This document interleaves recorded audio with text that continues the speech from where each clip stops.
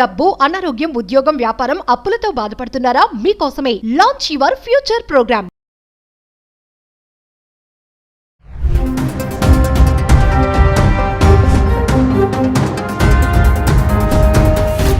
నమస్తే, welcome back to Suman TV. Present మనతో పాటు ఉన్నారు అనలిస్ట్ మందర్ కృష్ణారెడ్డి గారు. నమస్తే సార్. నమస్తే అమ్మా. సార్, ట్రంప్ తీసుకున్నటువంటి H1B వీసా నిర్ణయాలు ఏదైతే ఉన్నాయో, మరి భారతదేశంలో ఉండేటటువంటి ఈ పెళ్లిళ్ళు కూడా రద్దు అయ్యే దిశగా కూడా వెళ్తున్నాయి అని అంటే ఏం చెప్తారు మీరు?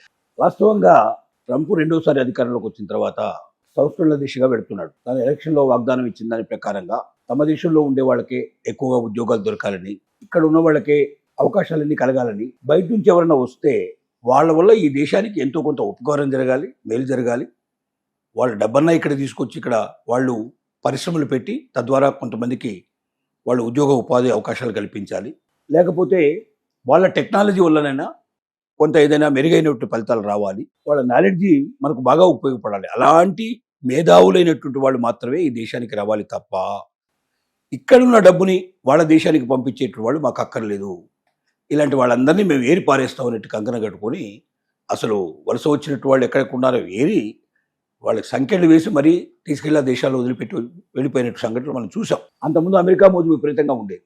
అమెరికా పెళ్లి కొడుకు అనే పెళ్లి కూతురు అంటే ఎగిరిగని తీసే పరిస్థితులు ఉండేవి. అమెరికా సంబంధాలు అంటే దానికోసం ఆపర్చునిటీస్ ఎవరిస్తారా అని దానికోసం ప్రయత్నం చేసిన వాళ్ళ సంగతులు చాలా ఉన్నాయి.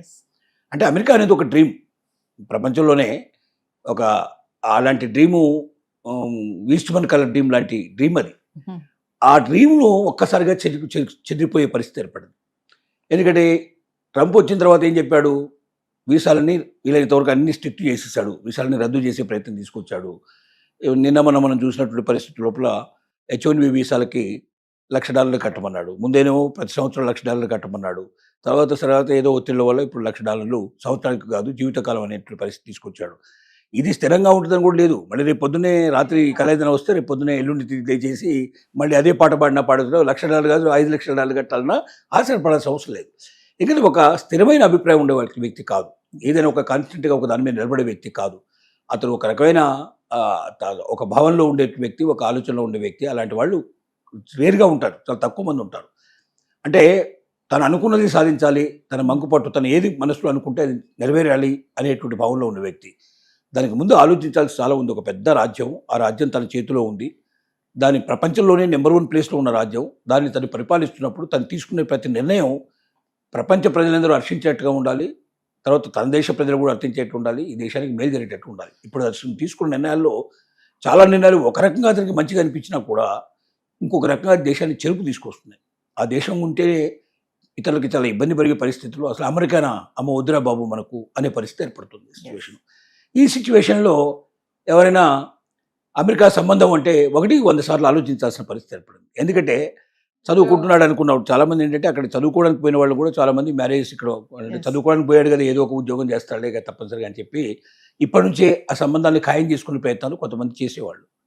రెండోది, అక్కడ ఉద్యోగం వచ్చిందంటే ఇక ఉద్యోగం ఉంది కదా, ఆ ఉద్యోగం కూడా అయిపోతే ఇంకొక ఉద్యోగం చూసుకుంటాడు. అమెరికాలో ఒకసారి ఎంటర్ అయిన తర్వాత బయటికి రావాల్సిన అవసరం లేదు, ఇక అక్కడే ఉంటాడు. అంటే కోట్ల మీదనే సంపాదన చేస్తాడు, మా అమ్మాయిని కూడా అంత గొప్పగా సుఖపెడతాడు అనేటువంటి భావంతో చాలామంది ఉంటారు. అలాంటి పరిస్థితుల్లో ఉన్న సందర్భంలో అమెరికాలో ట్రంప్ ప్రవేశించినప్పటి నుంచి తల్లిదండ్రులు ఇంకొక ఆలోచనలో పడ్డారు. మన అమ్మాయిని కానీ అబ్బాయిని కానీ అక్కడికి మనం పంపిద్దామా అక్కర్లేదా, అక్కడ మ్యారేజ్ చేద్దామా లేదా, అక్కడ వాళ్ళతో మనం సంబంధం కలుపుకుందామా లేదా, దాని ఎంతకాలం ఉద్యోగం ఉంటుంది, ఎంతకాలం ఆ వీసా ఉంటుంది, చదువు పూర్తి చేయగలడా లేదా, ఉద్యోగం వస్తుందా లేదా, వచ్చినా ఉద్యోగం ఉంటుందా లేదా, ఇలా 100 ప్రశ్నలు వేసే పరిస్థితులు ఉంటాయి. దానికి తోడు రోజుకు ఒక రకమైన కొత్త వార్త, వారం కొత్త వార్తలు వినడం వల్ల కూడా భయం వేసే పరిస్థితి ఏర్పడింది. ఈ భయానక పరిస్థితిలో ఇప్పుడు ఏంటంటే మ్యారేజ్ బ్యూరోల్లో కూడా ఎవరైతే ఈ అమెరికా సంబంధాలు చూసే వింగ్కు ఇంతకుముందు ఎంత డిమాండ్ ఉండేదంటే అసలు వీళ్ళు 100 సార్లు రిక్వెస్ట్ చేస్తే కానీ వీళ్ళకి అవకాశం కల్పించేవాళ్ళు ఒక సంబంధం గురించి చెప్పడానికి.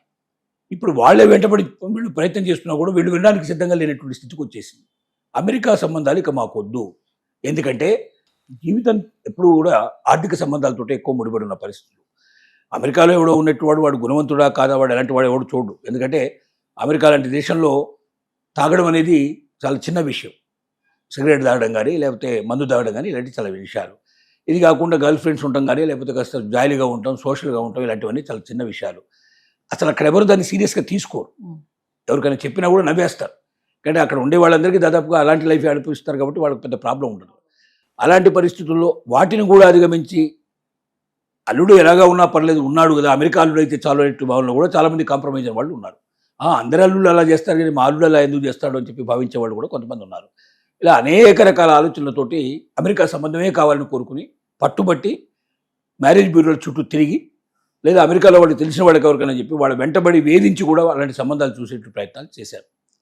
ఇప్పుడు మాత్రం రివర్స్ అయ్యే పరిస్థితి ఏర్పడింది. అమెరికా సంబంధమా మాకొద్దు బాబు అనేట్టు ఏర్పడింది. ఎందుకంటే స్థిరంగా లేని జీవితం, Yes. ఎప్పుడు ఊడిపోతుందో తెలియనట్లు ఉద్యోగం, ఎప్పుడు అయిపోతుందో ఎప్పుడు వెళ్ళిపోతుందో తెలియని వీసా, ఎప్పుడు మారిపోతుందో తెలియదు. అంటే ట్రంప్ ఆలోచనలు బట్టి అక్కడ వాళ్ళ జీవితాలు ఆధారపడి ఉన్నాయి. ఒక వ్యక్తి తీసుకునే నిర్ణయాల మీద ఇన్ని లక్షల కోట్ల మంది విద్యార్థి జీవితాలు ఆధారపడి ఉన్నాయి. కాబట్టి ఇలాంటి ఒక స్థిరమైన నమ్మకం లేనటువంటి వాటి కోసం మనం ప్రయత్నం చేయడం అనవసరం. ఇలాంటి దాంట్లో మనం పోయి మన అమ్మాయిను అబ్బాయిను అక్కడ రిస్క్ తీసుకునే పరిస్థితి తీసుకెళ్ళి కుదేలమైన పరిస్థితి ఏర్పడి అక్కడ ఒకవేళ మధ్యలో అన్నీ ఊడిపోతే, ఉద్యోగం లాంటివి ఊడిపోతే మళ్ళీ ఇండియాకి తీసుకురావడం అంటే వచ్చిపోయే ఖర్చులు విపరీతంగా అయిపోతాయి. ఇక్కడికి వచ్చి స్థిరపడడం కూడా కష్టమైన పరిస్థితి ఏర్పడుతుంది. దీనికన్నా ఇక్కడే ఎవరినొకరిని చూసుకొని మనం సంబంధాన్ని ఖాయం చేసుకుంటే బెటర్ అనే నిర్ణయానికి వచ్చాను. సార్, ట్రంప్ తీసుకునే ఈ సడన్ క్విక్ డెసిషన్స్ వల్ల చాలా వాటిపైన ప్రభావం ఉంటుంది కదా సార్? ప్రతి దాని మీద ఇప్పుడు మీరు భర్తృదానికి సంబంధించిన విషయం ఉంది. ఇంతకుముందు గర్భిణీ స్త్రీలు చాలా మంది ఎస్. అమెరికా వెళ్ళేవాళ్ళు దీనికోసం ప్రత్యేకంగా. ఎందుకంటే Delivery అక్కడ time. డెలివరీ అయిపోతే అమెరికన్ సిటిజన్ అయిపోతాడు. ఎస్. అంటే ఏ కష్టం లేకుండా ఎదురు చూడాల్సిన అవసరం లేకుండా ఆల్రెడీ సిటిజన్షిప్ వచ్చేస్తుంది. బై బర్త్ సిటిజన్షిప్ వచ్చేస్తుంది. బిడ్డకు సిటిజన్షిప్ వచ్చినప్పుడు ఆ బిడ్డను చూసుకోవడానికి కనీసం 5 ఏళ్ల పాటు 10 ఏళ్ల పాటు బిడ్డ పెరిగేప్పుడు తల్లికి కూడా ఖచ్చితంగా వీసా ఇవ్వాల్సిన పరిస్థితి ఏర్పడుతుంది. ఎస్. ఆ వీసా ఇచ్చిన తర్వాత ఆమె వాళ్ళ సిటిజన్షిప్ కోసం అప్లై చేసుకుంటుంది. కాబట్టి బిడ్డ ఉన్నప్పుడు తల్లికి కూడా వీసా ఇచ్చేటువంటి పద్ధతులు దాదాపుగా అక్కడ ఖాయమయ్యే పరిస్థితి ఏర్పడింది. అంటే బిడ్డ పేరు మీదుగా అమెరికా లోపల స్థిరపడే అవకాశం పుష్కలంగా ఉన్నప్పుడు చాలా కుటుంబాలు ప్రపంచం అంతా వచ్చి చాలామంది అక్కడ డెలివరీ కావడానికి గర్భిణీ స్త్రీలు, కొంతమంది అయితే ఈ ఇమిగ్రెంట్స్ ఎవరైతే ఉన్న ఇల్లీగల్ ఇమిగ్రెంట్స్ ఆ దేశ సరిహద్దులు దాటి తుపాకీ దెబ్బలకు కూడా కొన్నిటికి రెడీగా నిలబడి పోయిన బతికితే మాత్రమే లోపలికి పోతేనే అమెరికాలో అయిపోతాను కదా అనే భయంతో ధైర్యంతో అలా వచ్చిన వాళ్ళు చాలామంది ఉన్నారు. ఇప్పుడు ఏమైంది, ఎస్. అలా భర్తీ చేసిన వాళ్ళు ఎవడు అమెరికన్ సిటిజన్ కాదు అని చెప్పి ఒక కనపోటుతో పొడిచి పారేశాడు. దాంతో గర్భిణీ స్త్రీలు అమెరికాకు రావడం మానేశారు. ఎస్. ఒకటి అయిపోయింది అలాగా. ఇప్పుడు పెళ్లిళ్ళకి సంబంధించిన విషయం మనం ఇట్లా చూస్తున్నాం, ఉద్యోగాలకు సంబంధించిన విషయం అట్లా అయిపోయింది, చదువుకు సంబంధించిన విషయం అట్లా అయిపోయింది. ఇంకేముంది, ఉద్యోగం కోసం పోవాలి, చదువు కోసం పోవాలి, అక్కడ సిటిజన్షిప్ అనేది తీసుకోవడానికి పోవాలి. ఈ 3 దారులు మూసేసిన తర్వాత ఇక అమెరికా పోవడం దేనికనే విషయంతో వెళ్ళాలనే ఆలోచన కూడా పూర్తిగా తొలగిపోయింది. మానవ జీవితం మీద అన్ని దేశాల మీద ఎంతో కొంత ప్రభావం దీన్ని తప్పనిసరిగా పడింది. Thank you.